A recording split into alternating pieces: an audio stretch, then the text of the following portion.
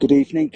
I've just completed the 18th of 53 consecutive 5-mile walks from the Gresford Memorial Wheel to the Miners' Rescue in town and back again. So it's early Sunday evening and I'm just about to walk down the disused road across the way from the Gresford Memorial, just over there.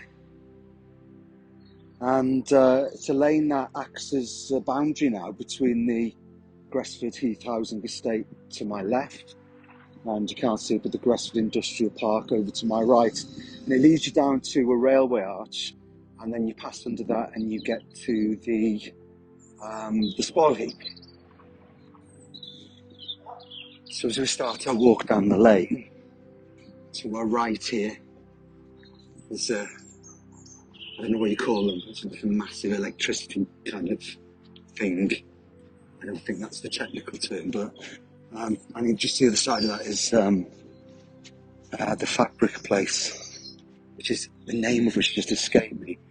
So if I go a little bit further down here, a bit muddy underfoot, we'll get to a point about 20 metres away down here where you're near Bender's Cups, and that would be a literal stone throw away from where the main shafts were.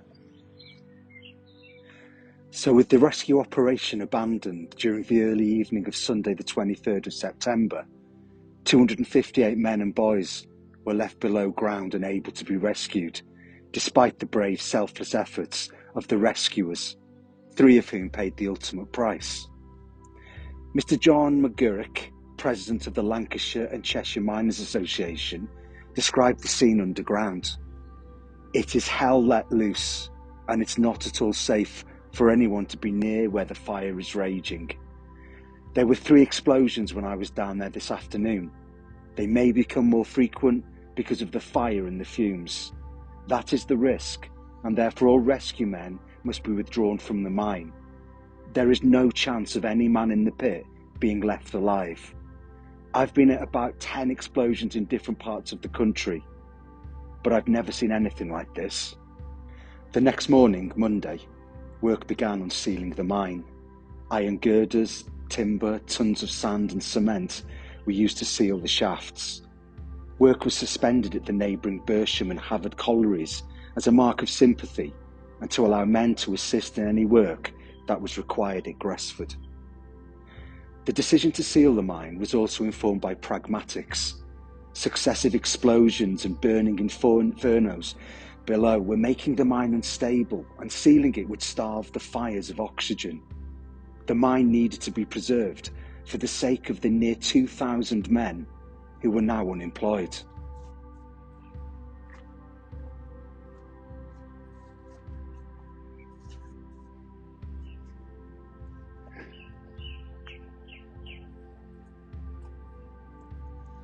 The unemployment rate in Wrexham already stood at 40%, and the permanent loss of Gresford, with all the personal and social risks associated with economic collapse, would have only added to the burden of communities already facing extreme hardship. Women in the 1930s couldn't simply walk into a job to keep things going. Social structures were not set up for that. Losing a husband left more than a grieving widow. It left a widow with the responsibility of providing for herself and her children without a source of income. So with the official abandonment of the rescue came the start of the aftermath, and in the darkness of the night following the release of the statement, grieving women, men and children left this location, numb, in shock, in disbelief. On that night, the intensity of the energy at this site is unknowable. It must have been unbearable. Friends and families with hearts in pieces and all hope ripped away. So many stumbling from the scene, walking these same steps into uncertain, frightening futures. Reports differ, as they so often do in this historical record, as to how many dependent wives were left widowed, how many children were left fatherless, and how many men were left unemployed. But Wrexham Council on their website states it was 200 widows, 800 fatherless children, and 1,600 jobless men. We all grieve differently, And there are many factors that define it, such as the type of relationship we shared with the deceased, our previous experience of grief, and the support that surrounds us. Factors specific to Gresford that will have likely made grief more difficult to contend with were the violent suddenness of the disaster, the loss of more than one relative, and the fact that hundreds upon hundreds of people could not bury their loved ones. These specifics left the bereaved more likely to develop something called complicated grief, a more dissociative, acute and prolonged form of grief. The coming days, weeks, months and years would bring, amongst other symptoms, intense sorrow, pain, rumination, depression, confusion, anxiety and anger.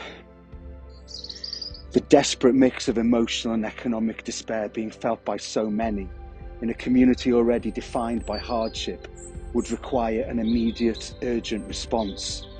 Wrexham was and is a town of resilience, hard graft and fortitude. But on that Sunday night back in September 1934, it needed all the support it could get. This walk was dedicated to Thomas W. Hallam, Arthur Hamlington, Frank Hampson, Arthur Harrison and Edward Harrison.